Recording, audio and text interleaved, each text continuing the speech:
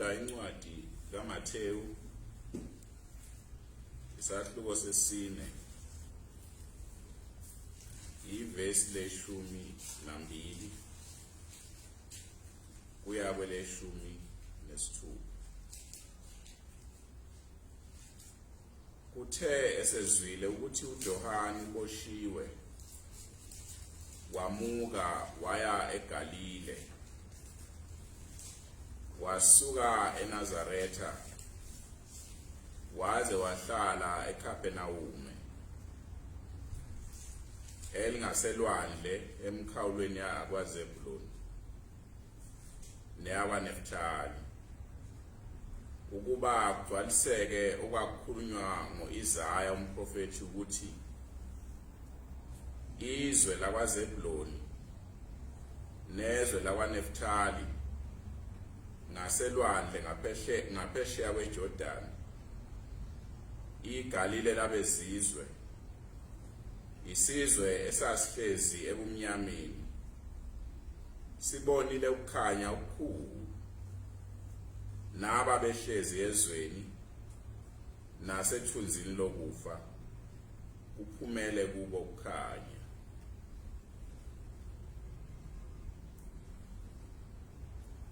Ngizokhuluma ngendaba yabantu bokuqala abafika kulomuzi wasephakameni besuka ezweni elikude, bengasibo futhi abantu ngabolimi lwesiZulu, kodwa njengoba ngeke ngakhuluma ngendaba yezizwe zakwantu, nabo ba ngaphansi kwalesi sizwe esikhulukazi sakwantu esimlando waso usuka enyakatho sehla saze sazofika lapho sikhona, sehlukana ke endleleni ngezathu ezithile, kwashintsha nolimi kwabanye, kodwa lelisisa izinto ezithile namanje isafana. Amagama esiwabizayo ukusho izinto ezithile, zonke lezi zizwe eziseningizimu Afrika, amagama esiwasebenzisayo cishe kube khona amabili amathathu engengaphezulu kwalokho afana. Lokhu ngikukhulumelani na indaba laba bantu? Ngikhulumela ukufakazisa ukuthi lo Shembe, noma singena kumqonde ngokuphelele ukuthi wayezele ukuzokwenzani lapha kulomhlaba waseningizimu Afrika nowabantu bakwantu, kodwa ukhona umsebenzi ayezowenza esiqondayo ukuthi wayezobahlanganisa laba bantu ukuthi babe ngaphansi komthetho owodwa, umthetho wakubo, umthetho ophila, umthetho ababeveli bephila ngaphansi kwawo bengakahlukani, ethi ke kuyona mathela ngamunye nalo onganamathele uyobona ukukhanya okobe sekukulo omunye osenamathele naye anamathele kuye ebesesondela. Laba abantu ababesuka ezweni laseLesotho,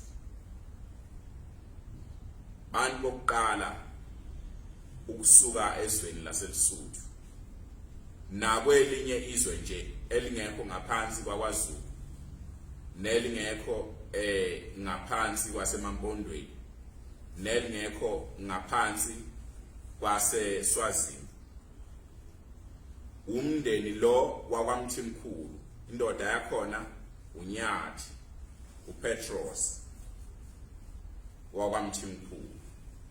Lo muntu wayeganwe amakhosikazi amathathu. Indaba yokuqala kokuziveza kukaNkulunkulu ngothando lwakhe kulaba bantu olwaluyohamba luhambe luzale uthando nakithi thina abantu ababe zohamba behambe bezalwe abantu ababehleli nayo uShembe kube khona izinto esiziqondayo esasingaziqondi ngoShembe kwaba kanje laba bantu ngelinye ilanga ebusuku sebelele nje bathi bezwa ukukhala kwegubhu sikhala kakhulu kangangokuthi kube sengazuthi kunyakaza umhlabathi phansi babe ngazazi lezi igubhu ezikhala kanje base bevuka umuzi wonke wakwaMthimkhulu usuphumela phandle usuthi uyaqalaza lento ukuthi lezi igubhu ngabe ikhalaphi bathola ukuthi lokhu kukhala kwalezi igubhu kukhala emkhathini mabe salalele lokho zihambisana nokuhlabelela ukuhlabelela kahle ababengakaze bekuzwe okungalandelwa zimfijoli zabelungu nezizizwe ezinye kuhamba nalezi sigubhu kuphela kuhamba nalezi igubhu kuphela ezikhala kuze bengathi umhlaba uyazamazama phansi bathe besanake lokho base kwase kuvela ukukhanya okuyindilinga khanya kusandilinga akukhanyi ngokuxhophayo akukhanyi futhi ngokungabonakali kodwa kukhanya kahle nje ngokupholileyo lento bayibuka basambatheka abaze bazi ukuthi babonani kwenzakalani kodwa kwabafikela ukuthi babona isibonakaliso sasezulwini kodwa ukuthi yenzeka kanjani lento ngoba babhekile abalele yabadida noma engekho obuzo omunye phakathi kwabo ukuthi kwenzakalani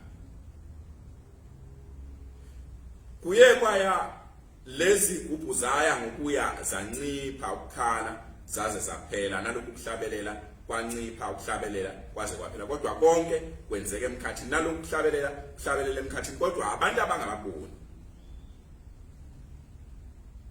nalokhu kukhanya mase kuphela ukuhlabelela kwaya ngokuya kwancipha kwaze kwaphela kwase kuye kubamnyama emva kwalokho base bebuyele endlini sebelala isikhashana esincane bavuka bafikelwa umoya wamandla ukuthandaza ngoba babebona ukuthi kade besembonweni wasezulwini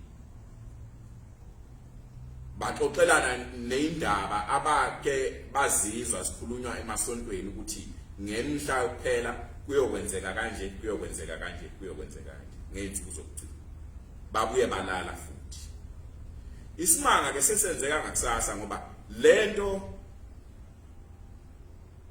yabathatha ngangokuthi babefisa ukuyabelana nabantu abanye abangomakhelwane ukuthi nasi isimanga sisehlela endaweni yangakithi ngoba umbono wasezulwini nje lona kuzokwenziwa njani kwase kuphuma lonyathi lendoda ewumnikazi womuzi yakwaMthimkhulu isihambi iphuma ingena emzini engomakhelwane lapha endaweni hamba ibuza ukuthi nibonile lento lesi simanga esisehlele na yini lento ebiyenzeka isuku kodwa wonke umuzi ayengena kuwa kaficanga noyedwa umuntu othi khontaka ayibona wasambatheka ukuthi kanjani lezi igubhe beyikhala kangaka kuze kube ngazuthi kuzama umhlabathi kwenzeka kanjani abantu bengasiboni bengasizwa futhi na nalokhu kuhlabelela bengakuzwa na nalokhu kukhanya bengakuboni na wayiqeda yonke imizwa wakhathala wabuya weze ekhaya fika wayibika le ndaba ukuthi isimanga lesi na kusehlelwa yini angazi noma wayicabanga bazokufa yini kodwa ngaloko busuku isimanga esenzakalayo ngoba uNkulunkulu uma eqonde ukubiza abantu bakhe ngoba labantu bayiqonda ukubabiza kodwa kwangasilo ubizo lwabo bodwa kwakuubizo lwethu sonke uNkulunkulu wayiqonde ukubasebenzisa laba bantu ukuthi asibize nathi ukuthi asinike ithemba ukuthi asinike isibindi njengoba namhlanje nansi indaba yabo siyayikhuluma nje noma yenze iqala ukwenzeka ngo1918 labantu bafike ekuphakameni ngo1919 kodwa namhlanje indaba yabo isakhulunywa akukho umuntu oyihlobo sabo okhona la ekuphakameni kodwa sisayikhuluma indaba yabo khona into ethile eyisebenzayo kithi ngaphakathi lezi indaba kwangasize zabo bodwa kwakuzindaba zabantu bonke uShembe ayeze kubo kodwa wayesebenzisa bona uNkulunkulu ma efuna ukwenza umsebenzi wakhe kubantu noma ngabe baningi kangakanani akathatha abantu bonke asebenze ngabo uyathatha noma munye noma babili noma benqaba kuyathola omunye kodwa egcineni intando yakhe iyafezwa njengoba ifeziwe namhlanje le ndaba sikhuluma ngaloko busuku uNkulunkulu wayesenza isenzo sokubahlangabeza laba bantu lo nyathi njengoba ngisho ngithi wayeganwe amakhosikazi amathathu umkakhe omncane igama lakhe kwakuMary Mangwenya uthema ilele ebusuku wayeseba nesibonakaliso sasezulwini into enkulu isibonakaliso sasezulwini maNazaretha nabantu nje abangasiwa maNazaretha ukubona into kaNkulunkulu akusinde encane into enkulu kakhulu sokunenhlanhla lo muntu lo nkosikazi lo Mangwenya ubona isibonakaliso kukhuluma umuntu uthi lo muntu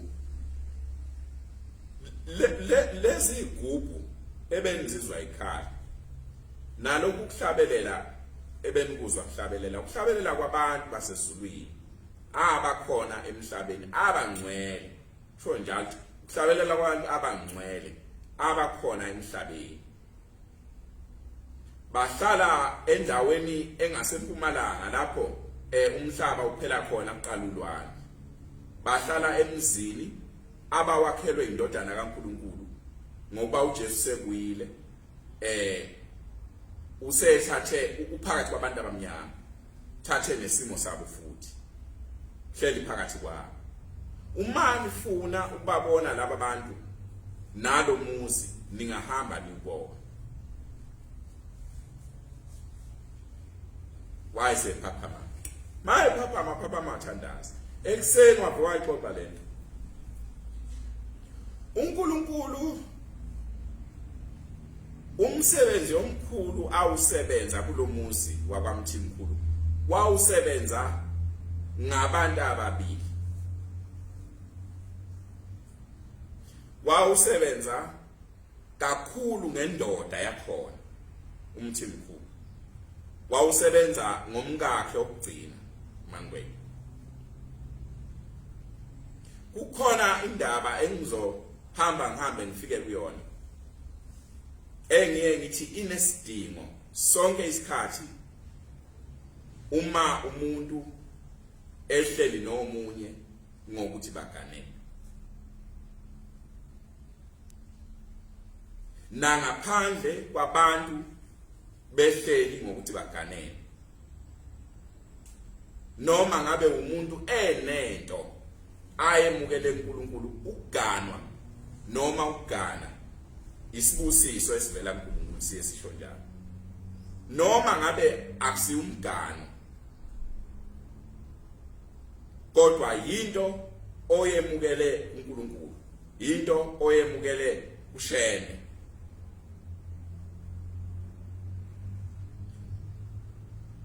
kukhona indaba engifisa ukuthi ngokuqhubeka kwale nkulumo engikhulumayo ngifike kuyona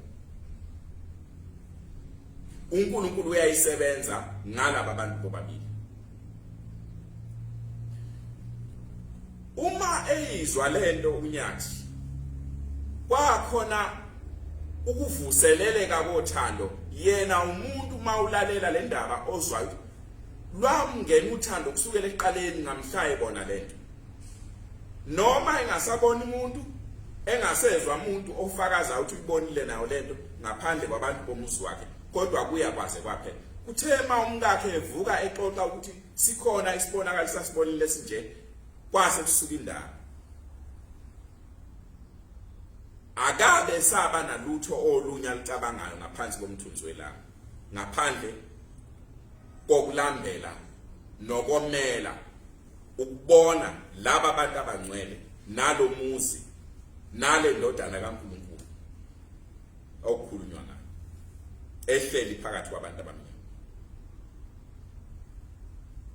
kwakungekho umuntu oqhamuke ekuphakameni noma umfundisi noma umshumayeli uNazaretha abakungaziwa ngaleso sikhathi esisudu le ndaba makhulunywa ngokuthi umuzi abawakhelwe indodana kaNkulunkulu uJesu sekwini yinto ezwakala njengenganekwane kodwa lo muntu uyangena phakathi kuye enhlizweni akwangafana nenganekwane ningi izinto kaNkulunkulu kwabanye abantu abathi mabezizwa kufana nenganekwane kanti mhlawumbe bekuyinhlanhla yakhe kanti mhlawumbe bekuyisibusiso sakhe mhlawumbe bekukusinda kwakhe mhlawumbe ukusinda komuzi kayise mhlawumbe bekukusinda kwezizukulwane zakhe njengoba sihleli nje siyakhuluma indaba le ndaba esikhuluma ngathi inganekwane kwakhuluma kwethu ngathi inganekwane kodwa mhlawumbe uma lento ubungayilalelisisa uyilandele uyinakisise mhlawumbe liyoba ukusinda kwakho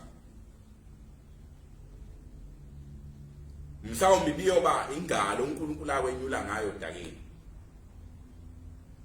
hayi wena kuphela wena nezingane zakho hayi wena kuphela wena nomuzi wakini hayi wena kuphela wena nesizwe sakini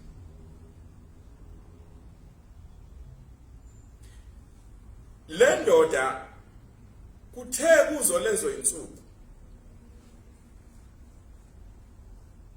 kanti kuzofika umuntu oyinyanga lo muntu umZulu suka kulo lelizwe laKwaZulu angimazi ukuthi wayisukaphi nezwe laKwaZulu kodwa wayisuka kulo lelizwe laKwaZulu hambe dayisa imithi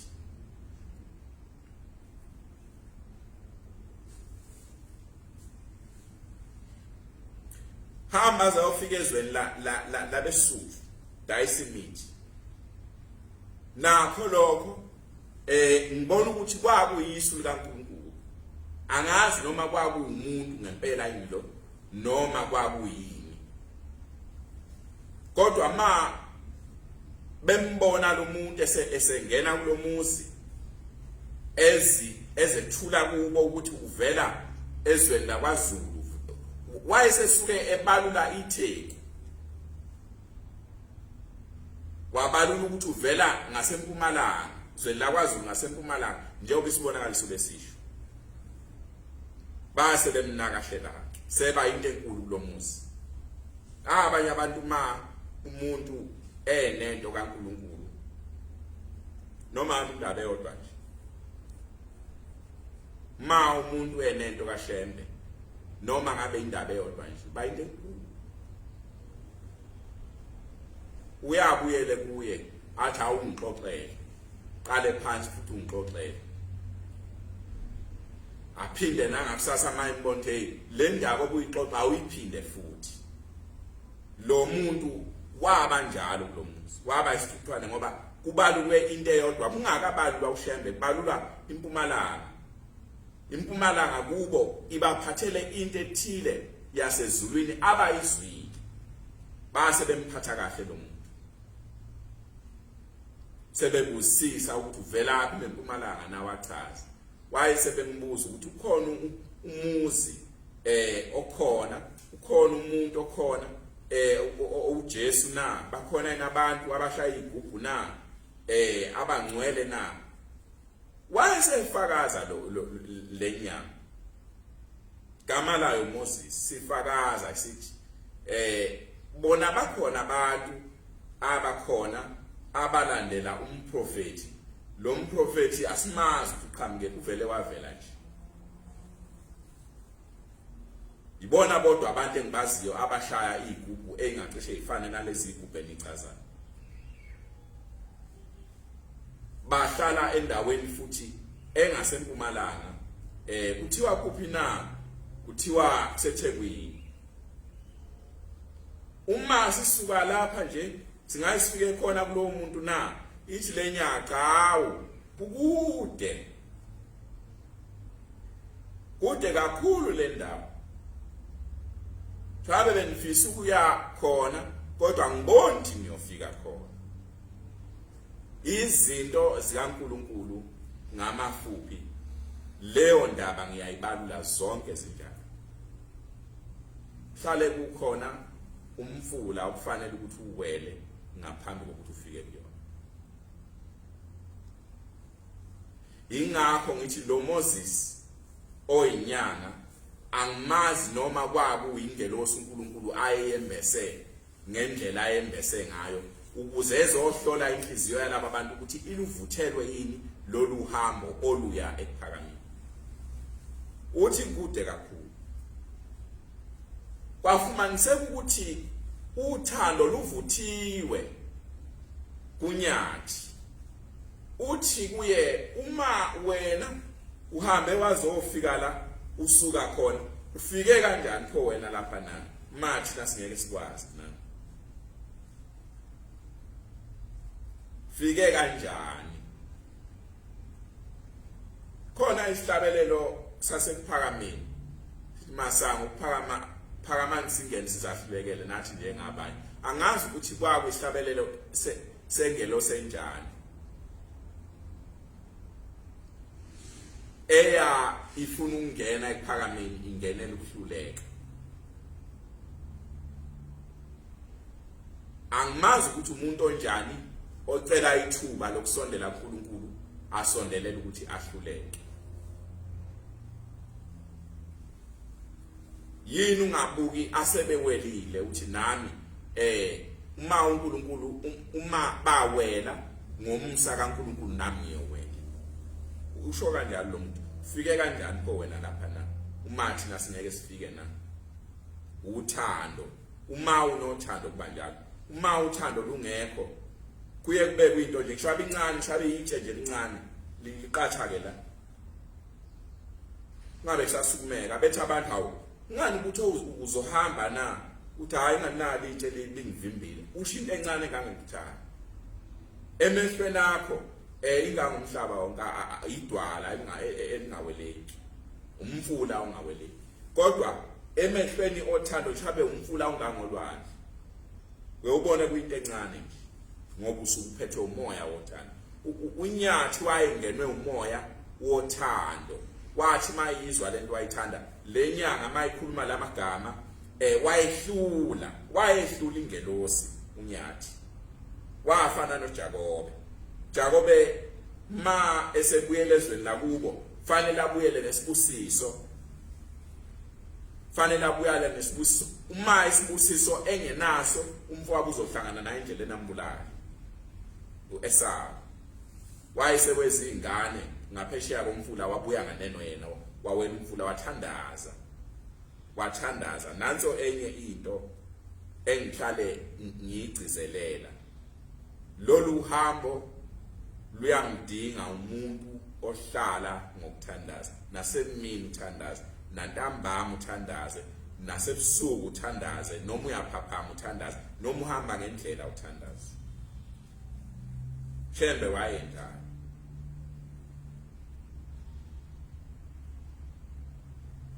Shembe wayenjani ngoba uhambo olunezitha eziningi angikhulumi ngezitha ezibonwayo khuluma ngezitha zomoya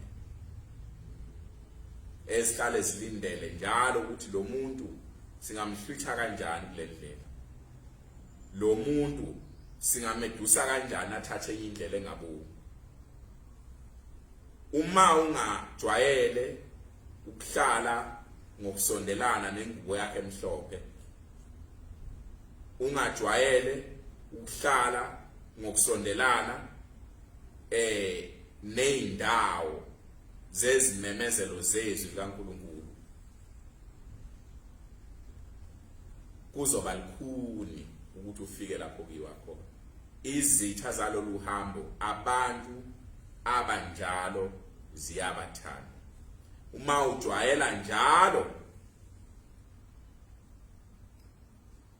ngaphandle, uma ushumayela, uma ujwayela njalo kuhlala nje ngokukhuleka nabantu noma babhemgwayi, hlale ngokukhuleke, awubaxoxela lutho lasekuphakameni. Bantu abaphuzayo hleli nje ngokukhuleka, awubaxoxela lutho lasekuphakameni. Uzama ukubasondeza uNkulunkulu bakhiphe emaphutheni abo, hayi ukubehlulela, kodwa ngokubakha.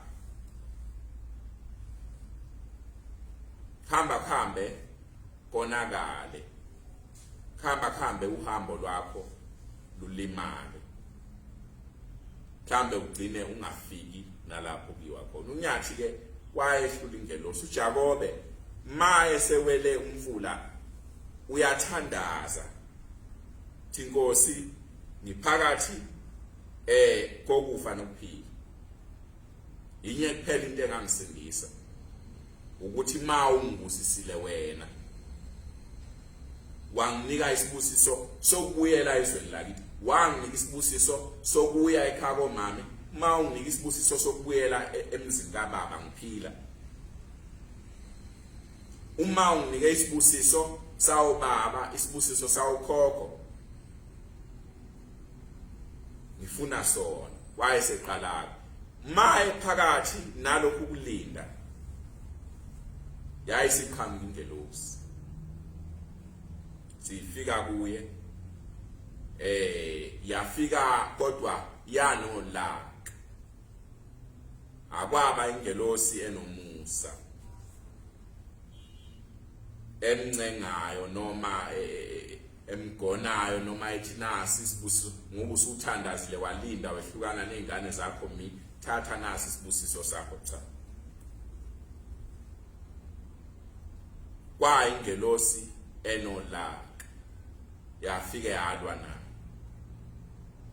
njengoba umoya walomuntu okuthiwa uMoses wawulwa nethemba nothando lwalisenhlizweni kaMthimkhulu.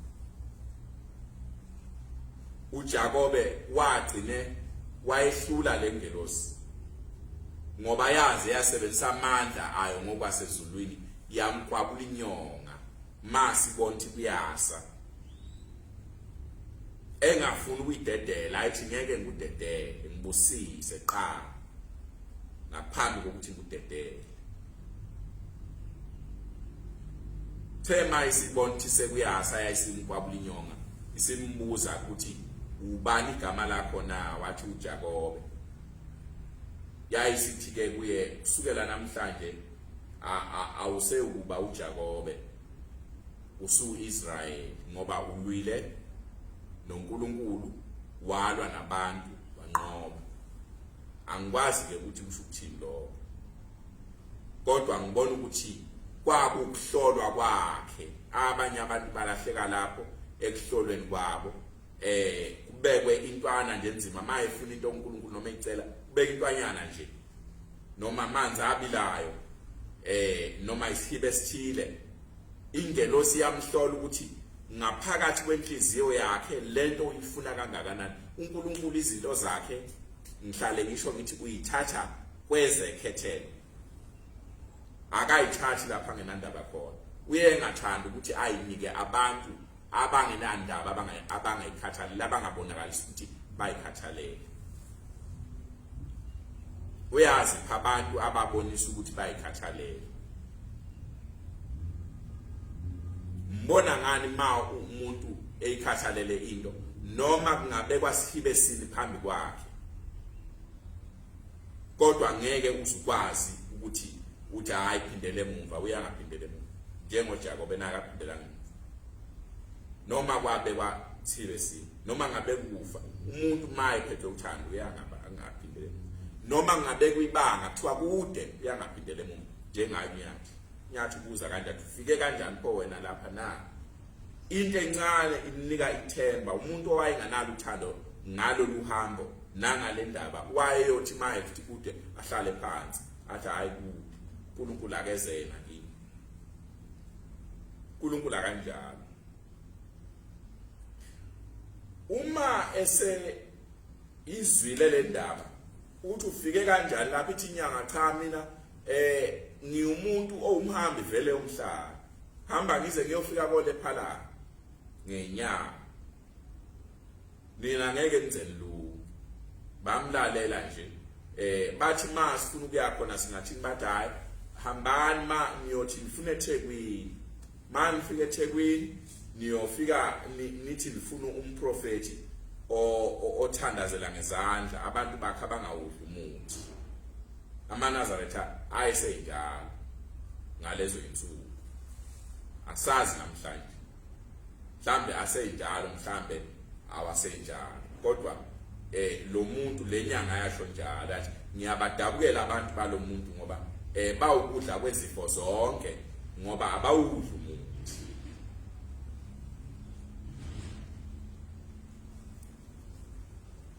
Wayese ehamba ke sebehlukana na. Mayese hambile kusasuka isidumo lapha ekhaya. Unyathi uthi uyahamba yena. Abafuna ukuhamba kanye naye bazomlandela abafuna ukusala bawusala. Nkosikazi amathathu, nkosikazi yakhe endala athi cha ngeke. Sengiganile ngimdala ngishiya umuzi ngenxa yephupho nje na. Ngeke ngikwazi. Namadodana ayo anqaba ngoba base bebadala benemizi. Namadodakazi ayo benqaba ngoba base beganile bathi cha ngeke thina sahamba. Bese kuba umkakhe wesibili. Kakhe wesibili wavuma yena. Mamhlakwana wavuma. Kodwa laba abantwana bakhe abadala abasebeganile bamantombazane banqaba. Naba bafana banqaba kwasala laba abancane bamantombazane. Bavuma ke bona bathi cha bazohamba. Lo omncane bonke abantwana bakhe bavuma bathi bazohamba lolu hambo. Akwangalindwa isikhathi kwase kuphunywa khamba. Kanti kuphunywe ngesikhathi esibi. Isikhathi somkhuhlane onjengalo mkhuhlane sikuwona wovuvatha.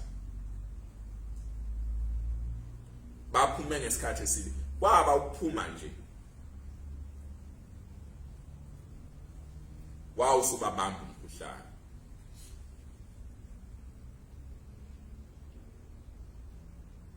Qala ngamadodakazi amabili omkakhe wesibili. Bamba ngamandla makhanda elikushaya ngathi izoqhekezeka. Kwaba yathiwe mahlayeni akwangaba ngcono agcina hamba lamadodakazi amabili. Bawagqiba khona lapho indleleni.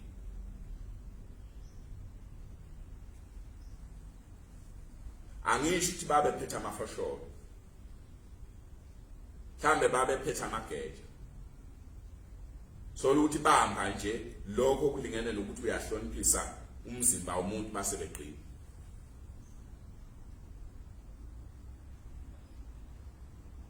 Akuphelanga nsuku zingaki kwase kuhlabeka lo nkosikazi wesibili. Naye wahambela khona lapho. Naye bamncwaba. Ngaleso sikhathi ukudla kusenge. Sekubaphelela ukudla. Indlela babe ngazi bawuhamba insuku ezingaki bawuhamba ibanga elingakanani. Ma usuka eLesotho uza lapha eThekwini amakhilomitha ngithi 430 ngaphezulu nangaphezulu. Babe hamba ngenyanga hlathini. Funa uNkulunkulu wasekuphakameni babe ngakaze bembone. Wayengakaze abaphe ngane, wayengakaze abaphe inkomo, wayengakaze abaphe umzomuhle, wayengakaze kwenzakaleni. Babe bone umbono wakhe nje wasezulwini. Wayese ebathumelela nje.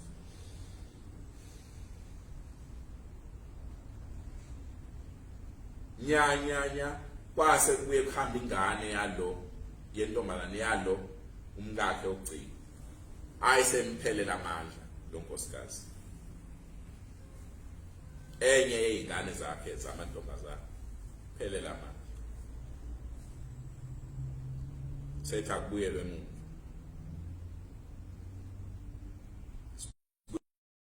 hamba kusho ukuthi bekusathane besiyenga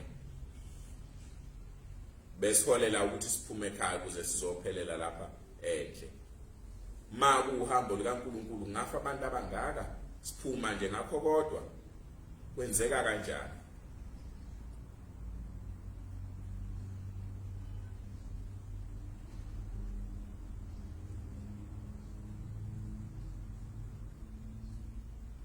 sithi idwala lishele lezi lehlula abaningi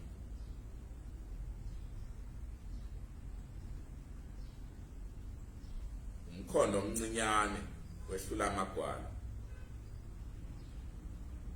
wena uyathanda ukusilandela lapho siyakhona boqala uthenge isibili lapho siyakhona lezi hlabelelo ikhuluma ngento enjalo uthi ke lo nkosikazi umyeni wakhe sengikhathele futhi mina ukuthi ngidle ukudla kokwemini ngoba base bephelele ukudla mabe bephelele ukudla lo oyindoda njalo ebusuku uyangena emaplazini amabhunu ayokweba khona umbila nezinye izinto babuye bapheke bamaye ukuthi sengikhathele yonke leyo wayesemthethisa lo indoda esethi lokho ungenaphi wena la ungenaphi lapho ngoba ngisuke ngenzela ukusekela impilo yezingane zami futhi asenakudla senalutho lokho kuphakathi kwami noNkulunkulu wathi futhi asinakuphindele emuva awubonini ukuthi abantu bazothi mase sibuyele ekhaya bengasekho labantu siphume nabo besikonda ukuyobabulala vele indaba ke le iphuzu lendaba engifisa ukuyikhuluma ngomuntu ehleli nomunye nomuntu ehleli nesibusiso phuzu lokuqala ngizayiqala indaba ukuyichaza mase ngifike ephuzwini lesibili wayesehlela ngezansi lo nkosikazi sekuqhutshekwa sekhanya bahambe emahlana bangawazi akekho nomuntu obachazela ukuthi noma bahamba ngakho noma abahambe ngakho kodwa uNkulunkulu wasephameni wayekhona khona into ekhona ngaye uma embizile umuntu akamshi endleleni noma ungasaboni lutho noma ungasaboni umuntu uNkulunkulu wasephakameni mayembizile umuntu akamshi ngiye ngithi akaqali lutho angaligcina zonke izinto ayiqalayo uyayifeza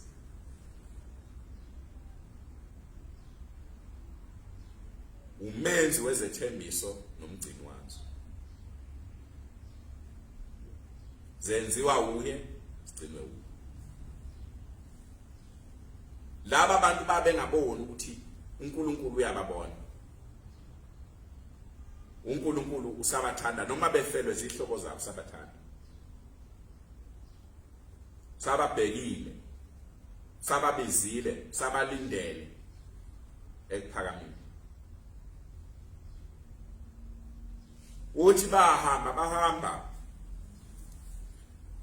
uthe khona lapho emahlane bengasazazi ukuthi noma iMpumalanga noma iNtshonalanga sase sifika isibonakaliso kulonkosikazi sebona isibonakaliso sibona abantu bembethe ingube ezimhlophe qala kwakhe ubona amaNazaretha ewabona ngomoya nokubona kwakushembe embona ngomoya uthi wababona laba bantu behamba besixuku uthi laba bantu kodwa phakathi kwabo ukhona umuntu othe kwi ongembethe njengabo wembethe ingubo embalabala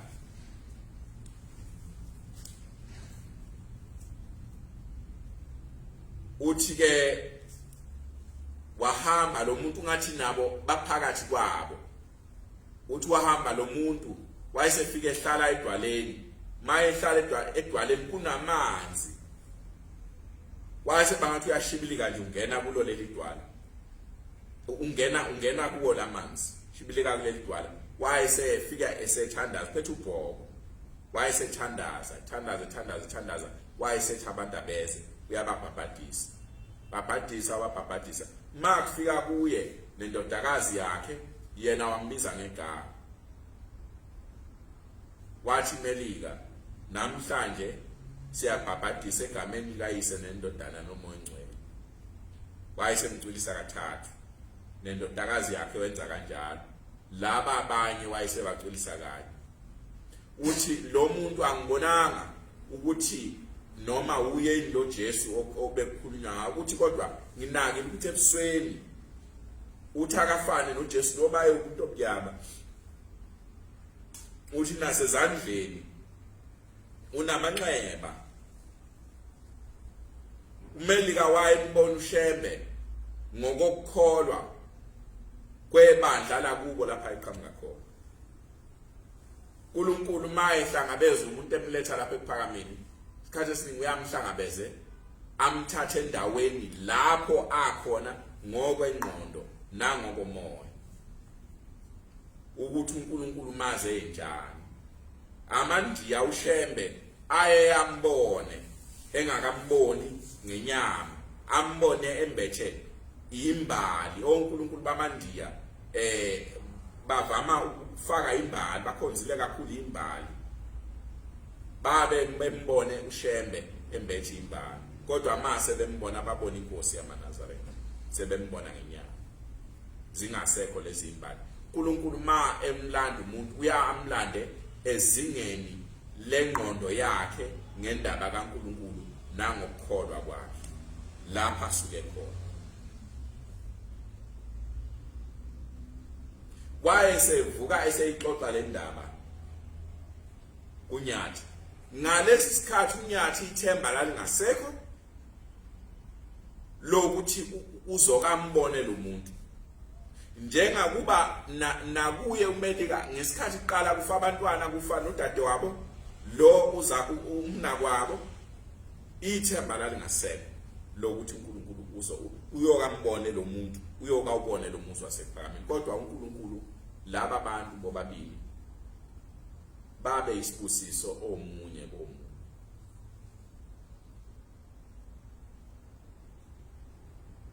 wabasebenzisa baba isibusiso ohambweni ayibabize ngalo omunye komunye iphuzu lesibili ke lele ngikhuluma ngalo endabeni yephupho lalo nkosikazi uMelika ngithi noma ngabe yini onayo noma ngabe ingane noma ngabe inkosikazi noma ngabe indoda noma ngabe imali noma ngabe imoto noma ngabe yini noma ngabe insimi noma ngabe inkomo noma ngabe yini angikhathali ukuthi uyithathephi uma leyo nto ingenayo indlela ekusondeza ngayo kuNkulunkulu kunakuqala leyo nto ayisizo isibusiso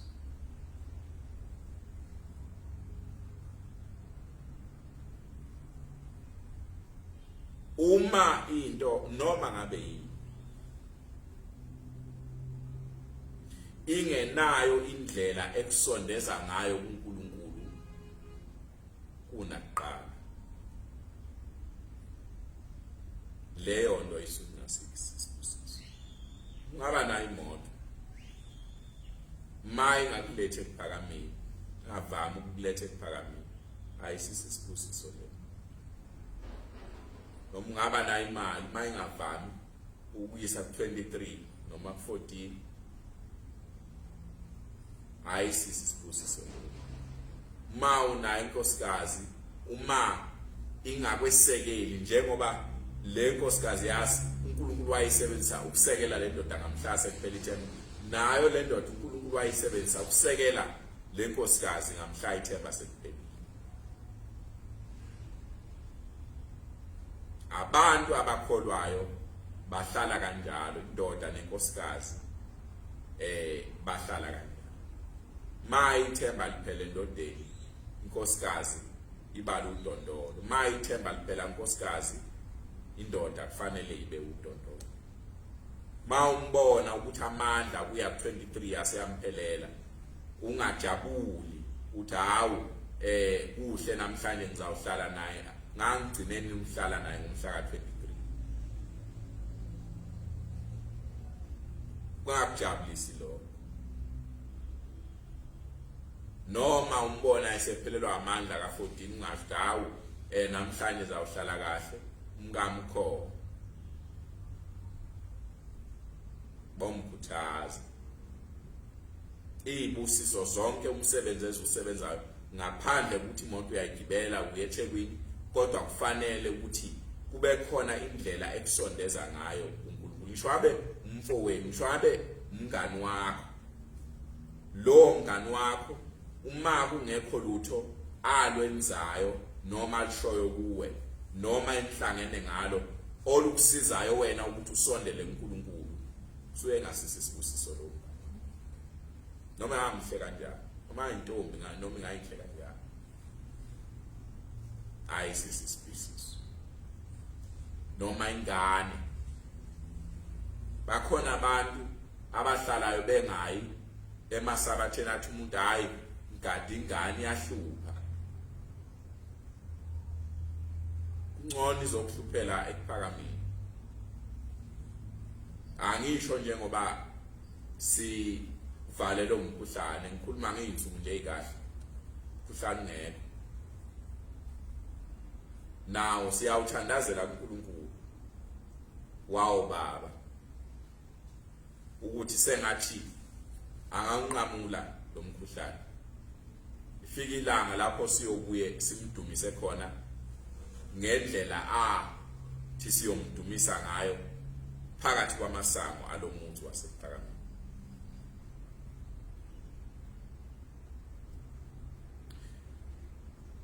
Isibusiso lokho othi uyisibusiso, ubufakazi bokuthi kuyisibusiso ngempela bunye. Ukhona indlela ukukusondeza ngayo kuNkulunkulu na.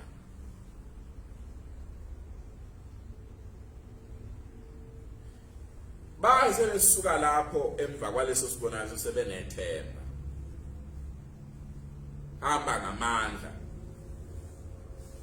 abanakudla bakabi nakudla. Abanye abantu baye becabanga ukuthi mawubizwe uNkulunkulu uye uthi mawuqhamuka abantu bethi hawu nanga umntwana kaNkulunkulu, woza nansi imali, nali ibhanji, nali ibhluke, nazi icathulo. Cha, kuna lokhu umuntu angabaleka ungena ehlathini mayike wakubona. Kuna lokhu uyakuzibe kube ngasithi akakuboni, akaze nje nokwazi umuntu. Uma ubizwe uNkulunkulu ekufica usendaweni enzima, nokwazi umuntu. Ngisho unyoko uzalayo, ngisho uyihlo, ngasho impela obishini sale wedwa. Indaba kaNkulunkulu ilikhuni maNazaretha, kodwa ungayibheki ngeso lenyama. uNkulunkulu akakuphe amehlo omoya ukhobe ukuthi noma ngabe uwedwa enyameni, kodwa uNkulunkulu khona emoyeni wedwa. laba bantu emehlweni abo babe bodwa nje umndeni wendoda esisele nomkayo oyedwa omunye uhambile omunye uselele emakhaya idele umuzi wayo wonke kodwa iqiniso lalo ukuthi yayingeyodwa ongabonwayo osebenza emfihlakalweni wayekhona ebalosini la amandla abo esengathi abaphelela kuyaqhamuka vele mangathi abaphelephelele impela sekufika lapha ichemba liphela khona aqhamuke ngomunye unenhlanhla umuntu onabantu abanjalo eduzane kwakhe uNkulunkulu amsekele ngabantu abanjalo ma qala ukuphelelwa ithemba bengamphushele ekuthenini hayi impela le ndayi mane wenza ukuthi wena okunje ungasile manje uyeke manje uyihlalele phansi ayikho lento kade nathi siyabona unenhlanhla umuntu uNkulunkulu wamasekele nje ngabantu abafana nabantu ayesekele ngabo le ndoda kwaMthimkhulu lo mngane Mangwenya naye uMangwenya waye nenhlanhla ngokuthi uNkulunkulu amsekele ngendoda efana noNyathi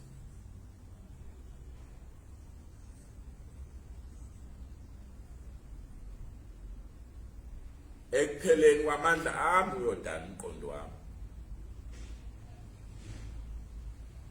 ngovuselelwa nguwenkosi emdabweni uNkulunkulu wayesebenza ngabo bobabili omunye nomunye banenhlanhla abantu abanabantu abanjalo isimangaliso khona into ekiyenzeke engeke ngibuze kwabanye ngithi uboke umbuzo umuntu nje khona abantu abajwayele ukuqoqela izinto abantu ethi mayezwe kukhulunywa abi ngaye asondela athi hawu kade ngizwa usibani bane ekhuluma ethi kabi ngawe ethi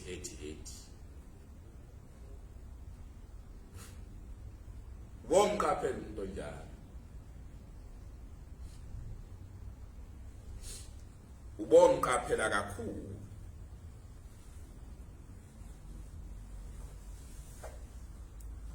isizathu sami esenza ukuthi ngithi ubomqaphela esokuthi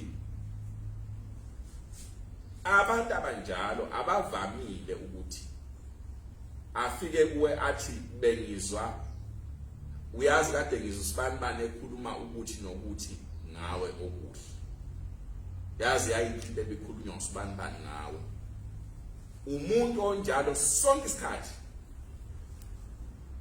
into axoxela yona yinye kuphela izinto ezimbi ezixoxwa ngabantu